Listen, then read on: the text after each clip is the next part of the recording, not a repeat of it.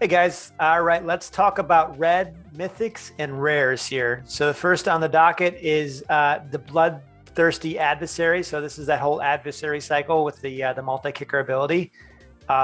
This one might be the most powerful I've seen yet. It kind of reminds me of Snapcaster Mage. It's got haste, 2 mana for a 2/2 body, which is fine.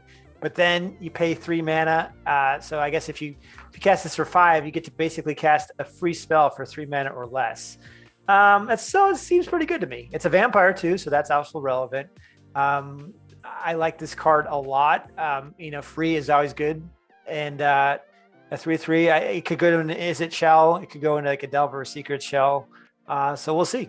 I guess more to come on that card. All right, next we have Moonvale Regent, who is a 4/4 flying dragon for 4 mana.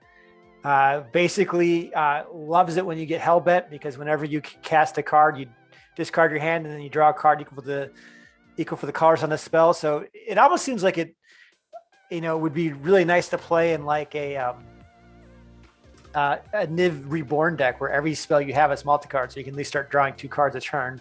I'm not sure though. Maybe it's better off in like a mono red deck with a lot of cheap burn spells as the top end of the curve there. And then it basically punishes people for killing it because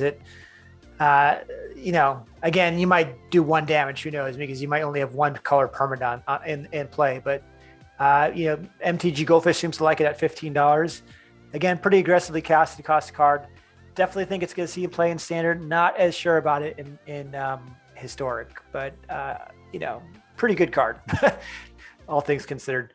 So Sunstreak Phoenix, also seems to be like a good card. First of all, it does shut down werewolves when it comes into play because it makes it daytime, which is kind of cool flavor since it's a really bright, almost like the sun. Sunstreak Phoenix makes it daytime for a sense, and then it's got recursion with pay 2 when it becomes night. So I think of an interesting, durable creature in the vein of Rekindling Phoenix or Arclight Phoenix, all the Phoenixes that kind of come back and keep on annoying their opponent. I like the fact that it can block. I wish it had haste, but I think it's pretty good at 4 mana for a 4/2 flyer that will quickly upset your opponent if they can't exile it. Next, we have Burn the House Down. I like this card. I like any card that's got flexibility on it. You can either wipe the board in the spirit of Wrath of the Storms or Devastation, the card out of the desert set block. But this one basically does 5 damage to all creatures and planeswalkers, which is cool. Or you can make 3/1/1 devil tokens that, when they die, they have the ping for 1. So pretty solid card. They gave it a $2. I mean, it's really kind of more for control card decks as a way to wipe the board. So I think it'll see play, maybe not in historic, but definitely in standard. Curse of the Shaken Faith seems pretty obnoxious to me, especially in multiples. I mean, I guess the big thing is that it says it has to be a second spell, but it could be really annoying in decks that want to chain spells together. They're giving it $1.10. It's definitely a sideboard card in any kind of an aggro red deck to punish players for that. So it's okay. Falconwrath Pit Fighter, I think also an okay card. I mean, 2 mana for a 2/1 vampire is nice. The ability is kind of awkward. I'm not sure if it even gives you value because you have to discard a card and sacrifice a vampire just to draw 2 cards. So, and then you can only do it when you lose life. So you would normally want to do this in response to removal, in which case you got to make sure you shock them or something. So you'd have to have basically a lot of things have to go right for this thing to actually pay off. And I don't know if that's always going to happen in a normal game of Magic the Gathering. So, I guess I'll give it a good rating just because it's a 2/1 1 mana drop vampire. So anyways, moving on to Geiss Flame Reservoir. Also kind of an awkward build me around card, probably a trash rare. I mean, I do like the fact that it may be in like a storm deck where you can build up a lot of tokens. It could act as a nice finisher. But then again, that blue-red card out of Ravnica block that did something similar, didn't really see any play either. And it's kind of awkward to exile the top card of your library for 2 mana. So I'm not sure. It maybe sees play in standard. This is not seeing play in historic, not in any serious deck. Light Up the Night, kind of a cool card, I guess. awkward because you have to run it with planeswalkers, and a lot of decks that want this card maybe don't necessarily run planeswalkers. Maybe it could go in like a big red deck that runs all the Chandras. I do like the fact that it gives +1 when it targets creatures. So for an X mana spell card, that's cool. We don't really have a lot of, Wizards hasn't really printed a whole lot of direct damage spells with X mana. I don't know why that is. So this is better than a lot of them that had been printed, We'll see. It's an okay card. So far of the red cards I've seen, I'm not like too keen on most of them. I think that the first 3 are pretty good: Bloodthirsty Adversary, Moonvale, Regent, and Sunstreak Phoenix. But the rest of them have been kind of narrow in application. And like, I don't even know why Reckless Stormseekers are rare.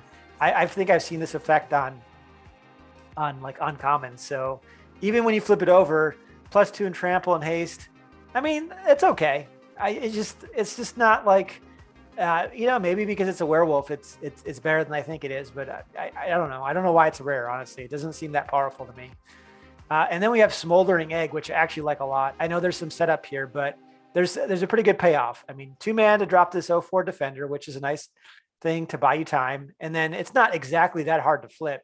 You're going to be running this in a deck with a ton of instants and sorceries. And when you do flip it, it's a 4/4 dragon with a really nice whenever ability, 2 damage to any target whenever you cast an instant or sorcery. To me, that seems really good. I don't know why this is $1.25. I like this better than most of the rares we looked at. So yeah. All right. That does it for red. Maybe of them, I think this might be the weakest. I mean, I think they have the best adversary that I've seen so far, but most of these cards are kind of narrow or awkward. But then again, I'm not a huge red mage to begin with, and I might be wrong. So we'll see. Hey guys, we're going to talk about red on commons and commons. First on my list is Karthitic Pyre. I think this could see some play. Only because of its flexibility. It's a burn spell, or it can also fill up your graveyard. I think one huge drawback of this is that unlike other cards that kind of have this effect normally, it says you only get to draw that many cards. So if you don't discard any cards, if you cast this and you're empty-handed, you're not getting any value out of it, really. So that's kind of a bummer. But, in an Arc-like Phoenix deck, this could help fill up your graveyard or duel as a removal spell. So it might see play there. It might see play in standard if there's enough flashback and disturb to make it worthwhile. All right, let's move on to Obsessive Astronomer. Kind of the same deal. It's a bummer that this thing says up to that many cards, basically meaning so if you don't discard anything, you get no value out of it. But it could help you quickly cycle through your deck depending on how easy it is to flip it to day or night. Just interesting for 2 mana, so we'll see. Play with fire, excuse me. Basically a straight up upgrade to Shock. It does everything Shock does, but better because it has Scry 1 if you decide to go face with it. So I think this will just replace Shock or go alongside Shock, unless they ever decide to unban Lightning Bolt. There you go. Thermal Alchemist, already seeing play in historic burn decks, and now we get to play around with it in standard. It does seem that Wizards is kind of pushing a instants and sorceries matters theme in Innistrad, which they've had in the past. So this card is obnoxious if you've ever played against it. If it's out for even a few turns, it usually does about 4 damage to their face before it gets removed. So I want to talk about Arden Elementalist. Nothing groundbreaker or anything like this, but I just want to call out the fact that this card costs 1 less mana than I'm normally used to seeing. If you think about what's that card called? Oh, Salvager of Secrets. That was 5 mana, and this one happens to be 4, and it's only 1 red. It does bring back a body, so I think there could be some sort of shenanigans around this. Maybe with like a blink or something like that. Similar to how Eternal Witness is actually really fun too. So keep your eye on it. It's actually a really nice card and limited the fact that it's a body plus brings back one of your removal spells. So maybe it'll have an impact. We shall see. All right. So we have Electric Revelation. Again, this one is a little bit better because you could play it empty-handed. And still draw 2 cards. Plus, it's got flashback, so there's a lot going good for this card. I think it will see play in standard. It might even see play in historic. Time will tell. And then finally, we have Moonrager's Slash, which is so very close to a Lightning Bolt, but not really, depending on how hard it is to make night. It probably won't see play in historic, but in standard, I think in a werewolf deck to do 3 damage, it's going to be just like Frostbite.